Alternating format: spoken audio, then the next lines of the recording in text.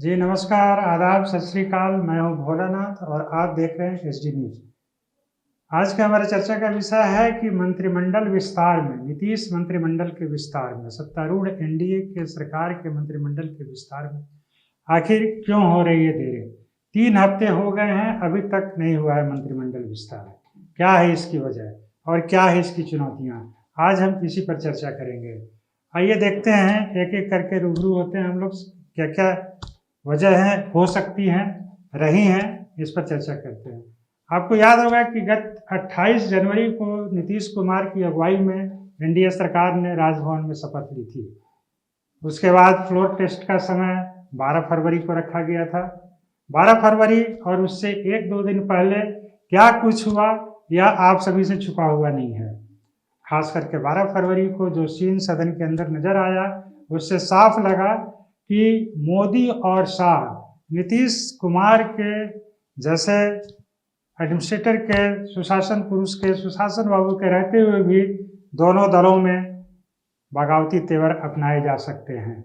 आप सभी ने देखा कि जदयू के 3 और भाजपा के 3 विधायक फ्लोर टेस्ट, जब स्पीकर अवध बिहारी चौधरी के अविश्वास प्रस्ताव पर चर्चा हो रही थी, उस समय वोटिंग के समय ये 6 जदयू और भाजपा के 3-3 विधायक, यानी कि कुल 6 विधायक सदन से गायब रहे।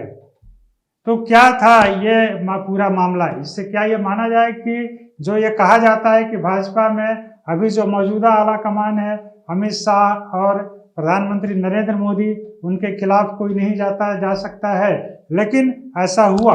3 एमएलए भाजपा के, रश्मि वर्मा और भागीरथी देवी समेत भाजपा के भी 3 विधायक फ्लोर से गायब रहे, सदन से गायब रहे।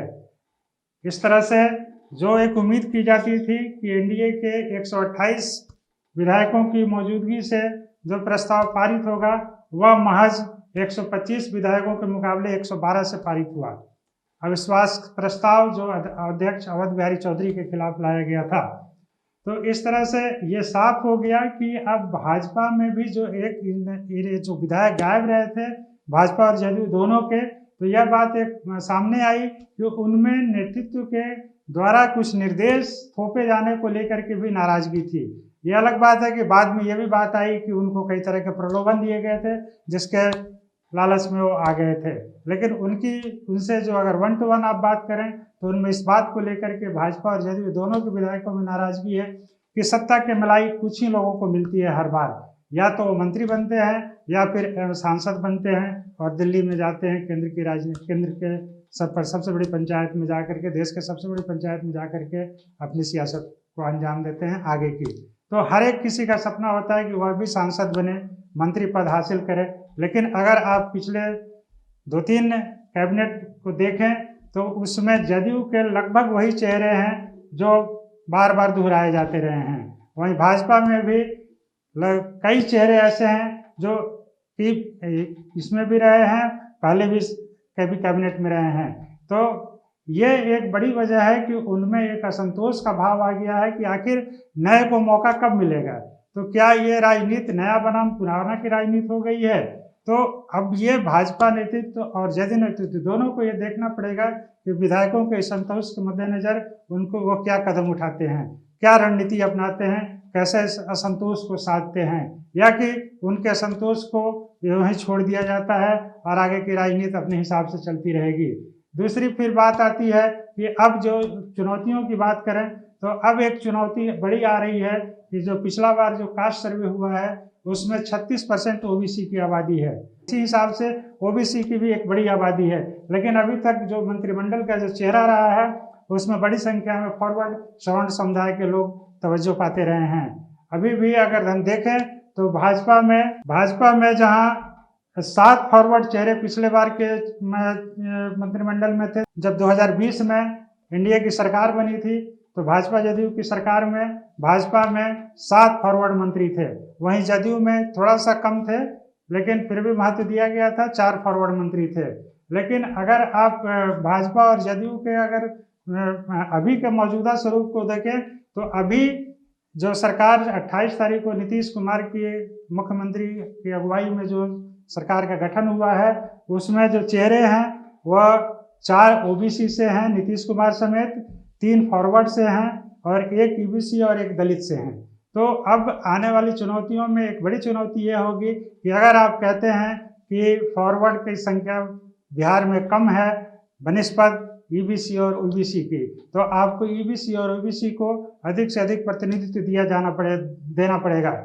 नहीं तो फिर आगे के चुनाव में इस पर गंभीर मुद्दे उठेंगे और फिर सरकार को या फिर सत्तारूढ़ दलों को इसका जवाब देना पड़ सकता है। तो एक ये इशू होगा जो कि आप देख रहे हैं कि कहीं ना कहीं ईबीसी और ओबीसी की बढ़ती आबादी के मद्देनजर सत्तारूढ़ दल को खास तौर से ये ध्यान देना होगा कि मंत्रिमंडल में उनका प्रतिनिधित्व बढ़ाया जाए। इसी तरह से अगर आप देखें तो लोकसभा चुनाव के मद्देनजर भी इस पूरे कवायद को अंजाम दिया जाएगा, जो कि मंत्रिपरिषद का गठन होगा, मंत्रिपरिषद का जो विस्तार होगा। लोकसभा चुनाव के मद्देनजर ये ध्यान दिया जाएगा कि इसमें सभी वर्गों का प्रतिनिधित्व हो। अभी जो नीतीश कुमार की अगुवाई में 28 जनवरी की जो सरकार बनी है उसमें कई वर्ग अभी गायब हैं। जैसे मुस्लिम वर्ग से अभी किसी को प्रतिनिधित्व नहीं दिया गया है। माना जा रहा है कि इस बार फिर मुस्लिम वर्ग से शाहनवाज हुसैन को मौका मिले, वहीं जदयू की तरफ से जमा खान को भी मौका मिल सकता है। इसी तरह से ब्राह्मण समुदाय से देखें तो अभी संजय झा केंद्र के सांसद का उम्मीदवार घोषित किए गए हैं। वह सांसद अब लगभग निर्वाचित हो जाएंगे। 27 जनवरी को इसकी घोषणा होनी है। तो इस तरह से एक ब्राह्मण पद भी जदयू में कम हो जाएगा। तो देखा जाना होगा कि कैसे इस रिक्तता को जदयू भरता है। वहीं काय समाज का भी प्रतिनिधित्व अभी तक नहीं है। पिछली बार के भाजपा जदयू के मंत्रिमंडल में वर्ष 2020 में जब एनडीए की सरकार बनी थी तो उसमें नितिन नवीन काय समाज से आए थे। काय समाज से अभी 3 ही विधायक हैं। एक नितिन नवीन है, एक विधान पार्षद अगर देखें तो संजय मयूखन, तीसरे रश्मि वर्मा है।